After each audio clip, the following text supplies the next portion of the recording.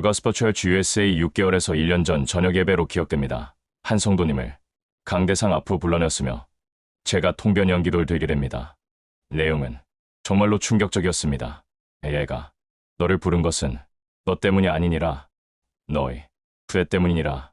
너는 악하기에 결코 천국에 들어갈 수 없다.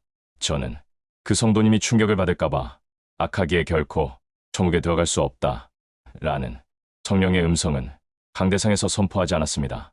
그런데 며칠 전 그 성도님의 향단기도의 후대에 대한 약속이 놀랍게도 아주 정확하게 그대로 예언되어 있는 것입니다. 내 후대의 영혼을 위해서 주께서 붙드시는 힘임을 나는 압니다. 나는 내 후대가 발전하길 원하고 높아지길 원합니다. 신앙의 맥이 이어지길 원하고 장성한 분량이 되어 뻗어나가길 원합니다. 후대의 영광이 있기를 원하며 우뚝 서기를 원하니 후대의 축복을 나는 원하고 있으며 사모하고 있나이다. 봄의 번성을 나는 원하고 있고 충만함을 원합니다. 그 세워짐을 원합니다. 하나님의 능력이 쇠하지 아니하고 영속되길 원합니다.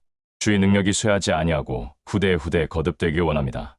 하나님이여, 엘리야의 하나님의 능력이 엘리사에게 이어간 것처럼 후대에 거듭할수록 그 능력이 쇠해지지 아니하고 강해지길 원하오니 붙드시는 사랑과 능력이 붙잡아 주옵소서. 붙들어 주옵소서. 후대의 복이 이어지게 하시고 능력이 이어지게 하셔서 하나님께 세움받은 교회로서 개인으로서 살게 하옵소서. 아브라함의 하나님이 이삭의 하나님이 된 것처럼, 이삭의 하나님이 야곱의 하나님이 된 것처럼 후대를 기약하여 번성케 하시고 늘어나게 하시며 영의 기운이 쇠하지 않게 하시고 능력이 쇠하지 않게 하소서. 영적인 힘이 강해지게 하시고 더 번성케 해주셔서 오직 후대의 그 능력을 원하시는 하나님의 소원이 이루어지게 하셔서 투잡힘 되게 하시고 쇠하지 않게 하옵소서. 향단기도에서 후대라는 단어가 10번씩이나 후대의 영적인 번성이 약속된 것입니다. 어떻게 1세대는 지옥에 들어가며 2세대가 천국에 들어갈 수 있나요? 모세가 인도한 이스라엘 백성들이 1세대의 경우 거의 대부분 지옥에 들어갔다고 교리서에 기록되어 있으며 반대로 2세대가 여호수아를 따라서 가나안 땅의 축복, 곧 구원과 영생으로 축복을 받게 됩니다. 이때 1세대는 20세 이상의 장년으로서 60만 명으로서 광야에서 모두 죽음을 맞이합니다. 곧 지옥입니다. 교리서 3장 16절 듣고 경노하시게 하던 자가 누구냐? 모세를 따라 애굽에서 나온 모든 사람이 아니냐? 또 하나님이 40년 동안 누구에게 노하셨냐? 그들의 시체가 광야에 엎드러진 범죄한 자들에게가 아니냐? 하나님이 누구에게 맹세하사 그의 안식에 들어오지 못하려 하셨냐? 곧 순종하지 아니하던 자들에게가 아니냐? 1세대 가운데 60세 이상 중에 광야에서 살아남은 자는 후세, 아론, 미리암, 여호수아, 갈렙을 포함하여 최대한 29명 이하인이 분명합니다. 출애굽기 38장 24절 성소 건축 비용으로 들인 금은 성소의 세겔로 29달란트와 730세겔이며 29달란트는 영적으로 금구원이 29명이라는 의미이기에 금구원 29명 가운데 영생이 포함되어 있으므로 최소 5명에서 최대 29명에게 영생의 축복이 있던 것입니다.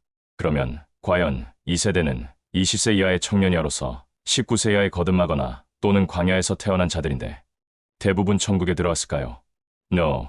박경호 엘라어 번역 성경 히브리서 66절 68절 이만한 동안 후 다시 그분이 어떤 날을 오늘이라고 정하여 다윗 안에서 말씀하시기를 오늘 너희가 그분의 음성을 듣는다면 너희 마음들을 강팍하게 하지 말 것이다 라고 권고되어진 것과 같습니다. 왜냐하면 여호수아가 그들을 안식하게 하였다면 이 날 후 다른 날에 대하여 얘기하시지 않으셨을 것입니다. 그래서 하나님의 백성에게 안식일 때가 남아 있어집니다. 여호수아 때, 분명 모세 때에 비하여 더 많은 자들이 영생에 들어갔을 것입니다. 또한 다윗 때는 여호수아 때에 비하여 더 많은 자들이 영생에 들어갔을 것입니다. 또한 히브리서 말씀처럼 여기서 오늘이라고 지칭하는 오늘은 다윗 때와 동시에 신약 시대를 의미합니다. 다시 설명하자면 하나님께서 아브라함에게 후대의 영생의 축복, 곧 하늘의 별과 같은 많은 자들의 영생의 축복을 약속하셨습니다. 그런데 야곱의 손자 때부터 모세가 이스라엘 백성을 가나안으로 인도하는 데까지 430년 동안 이스라엘의 영생의 축복을 거의 찾아볼 수 없기에 아브라함에게 내 후손이 4대 만에 가나안 땅으로 돌아온다고 하나님께서 아브라함에게 약속하시는데 그 실제 육신적인 대수는 430년 나누기 30년 괄호 열고 25년, 20년 괄호 닫고 이꼴 15대 괄호 열고 17대, 22대 괄호 닫고가 생략된 것입니다. 4대라는 의미는 야곱의 손자들까지 영생이 있다가 430년이 지난 모세의 다음 세대 곧 여호수아 시대에 영생이 있을 것이라는 의미입니다. 그 사이는 영생이 거의 없는 것, 곧 영적으로 대환란을 의미합니다. For Gospel Church의 경우 3명의 영생의 축복이 약속되어 있습니다. 물론 최종적인 숫자는 인간으로서는 도저히 알 수 없지만 제가 미국에 올 때 7명의 영생의 축복을 약속받은 것을 기억한다면 분명 제 세대에서 7명을 넘진 못할 것입니다. 반대로 제 후대에 1000명의 영생이 약속되었으며 제 후대들 성도들의 숫자가 100만 명이 약속되어 있습니다.